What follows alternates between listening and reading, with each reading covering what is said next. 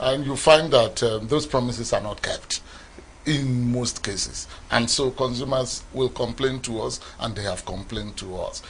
Sometimes you have issues about land that is being sold to 2-3 different people.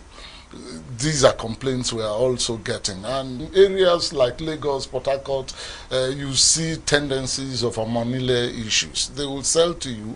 If you have not developed, within 3, 4, 5 years, they are taking over and resold to another person. And then issues of 2 clients or 2 buyers, putting their heads together become rampant in some of the cases. So I would say that the complaints are many, and I think that the Consumer Protection Council is on top of it. Okay. What's your reaction, Mr. Hammond, to all that enumeration? I would like to touch on a particular issue, that happened, a couple of years back, as a reference point. A certain developer promised, to develop 5,000 houses in Abuja, and the partner with Nigerian Labour Congress. I'm sure you heard about that. Yeah. And a lot of people subscribed. I was part of that. I helped in putting that, whole package together, so I know exactly what happened. But at the end of the day, and that's what he's talking about in terms of people not knowing their onions and what they're supposed to do and how they're supposed to go about it. A strategic MOU was signed with Nigerian Labour Congress, and a lot of people, subscribed to it. But at the end of the day, they didn't get the house that, that they were promised. And so many of that have also happened in Lagos and other parts of the country. So, like he said, such complaints are going to be continuous. We'll take a short break, and when we return, we'll continue our topic in the real sector.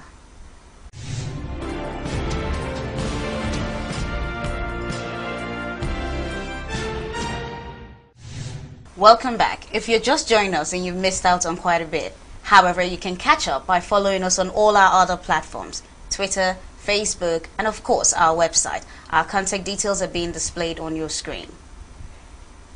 Mr. Tam, what sort of due diligence should the consumer observe to rid themselves or prevent themselves from this sort of poor ethics in the real sector?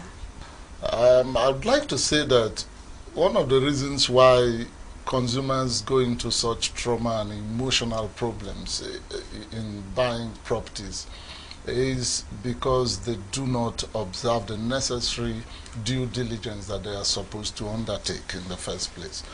So we would always advise that before you buy a property, you should know the nature of the property, you should know the source of the title, and then you should be able to know the ownership, who is the actual owner. Now, when you are able to resolve these 3 issues, then it takes you to the next point. Now, the next point is to carry out a search at the land registry. Every state in Nigeria has a land registry. When you go to the land registry, you have the title document. You can actually search through the registry who actually owns the land, what's the nature of the property or the title. All those things will be observed. Now, it's important that when you have made that search and you discover that, yes, this property you are going into is actually owned by this man, or he has a power of attorney to sell, you must then ensure that you obtain a receipt for every payment that you make. Receipt is one of the documents that will found an action in case you will have to sue after that. Now, apart from getting a receipt, you will then need also the approvals. There are necessary approvals that you will need to look out for. For instance, the building plan, if it is already a property that has been built up, or the land, the land span that is already made out, you must also look out for it. Then, having done that, you need the deed of assignment. In those days, you get what we call the purchase agreement. Even before the deed of assignment, you must have the purchase agreement, and then go on to have the deed of assignment.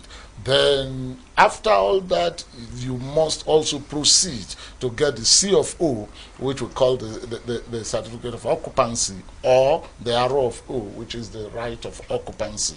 Now, these are things that a buyer must always go through. You know, there could be more, but I think for lack of time, these are the Mr. Alex Hammond, would you like to add anything? Yes, I'll come from a different angle. If it's in an estate, and say for 200 or 100 houses, as the case may be, you know, at that particular point in time, there won't be a C of O, because one document to be given that land, that general land for that estate. Yeah. It is after you finish your payment, right, that you are going to be given for that, you know, that particular unit or plot that you bought. You know, so that is where a lot of people, you know, fall prey. But like you said, that's where we consultants are also there.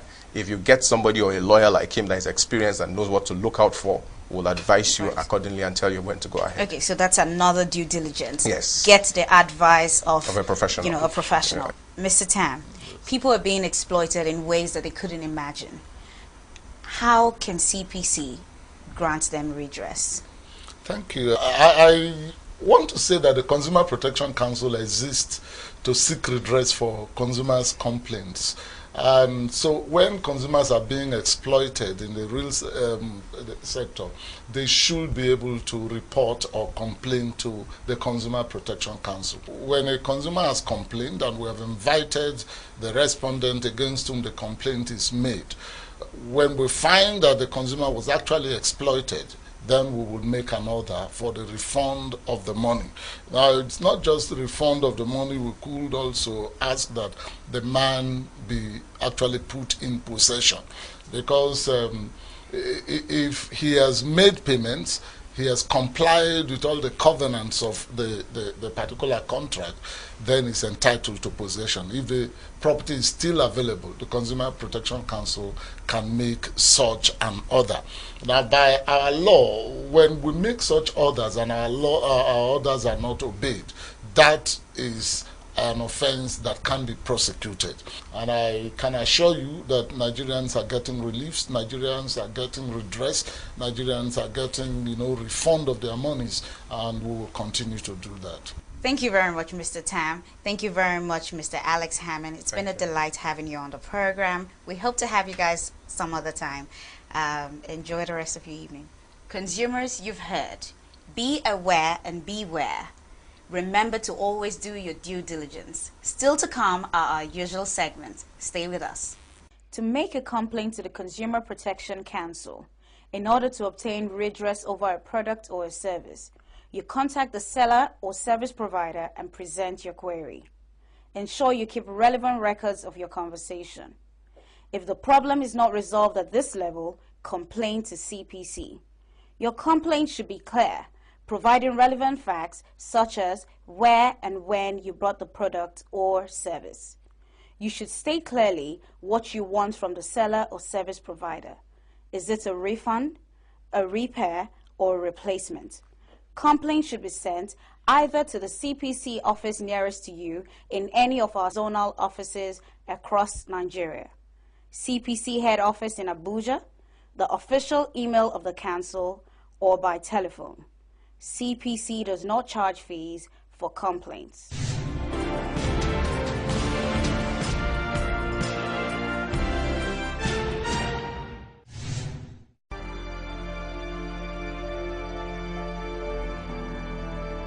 After an extensive investigation, the CPC has substantiated allegations of violations of consumer rights by MultiChoice Nigeria Limited in the provision of its digital satellite broadcast television DSTV service. Consequently, the Council has issued far-reaching orders including suspension of service when consumers are away, release of free-to-air channels even when subscription expires, compensation across board to consumers for lost viewing time, introduction of local toll-free lines, and reasonable equitable spread of popular sports channels, among others. The multinational pay media company is also required to present written assurances in line with Section 10 of the Council's enabling law that it will not engage in any conduct which is detrimental to the interest of consumers. In the same vein, the company shall for 18 months from the date of the orders subject its processes to the Council's inspection to ensure compliance with the directives contained in the orders. Similarly, the company was also directed by CPC to within 180 days adopt a technology that supports suspension of service when subscribers are otherwise unable to enjoy their service on account of being away for a